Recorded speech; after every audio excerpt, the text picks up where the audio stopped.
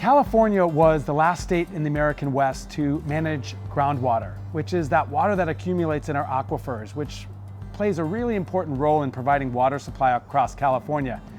All things changed in 2014 when the legislature and Governor Brown passed the Sustainable Groundwater Management Act, or SGMA.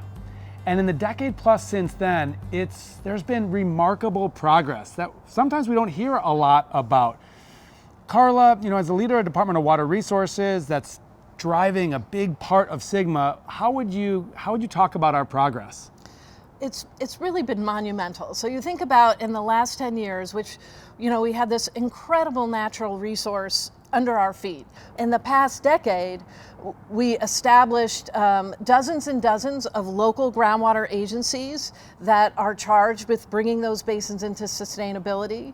We actually mapped our basins so we knew what was where. And then what we also started to do was we also started to really measure what was happening in our groundwater basins with things like monitoring wells, or really doing these flyovers with electromagnetic imaging to help us understand the best places to get that surface water back into those aquifers. So we developed a lot more data, and those local agencies set to work on developing actual management plans. And we now have management plans for all the groundwater basins, and we know now what it's going to take to enable all of those basins to be sustainable by 2040. How important is the water supply that we get from groundwater? Oh, it's crucial. Traditionally, it accounts for about 40% of our water supply use in California, but in times of drought, it can be as much as 60%.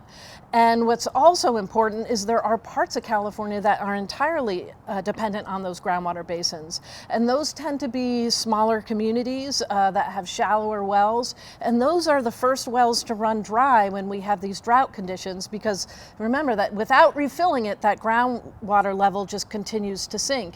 And it becomes out of reach for a lot of people who are relying on that resource. Well, I just want to thank you at DWR for the partnership with local water management agencies, because the real success story is this partnership, and ultimately the local leadership. Our legislature, our governor really envisioned that groundwater aquifers would be managed by those that are using each sort of groundwater basin. Mm-hmm. So it's been really exciting to see just that local leadership step up.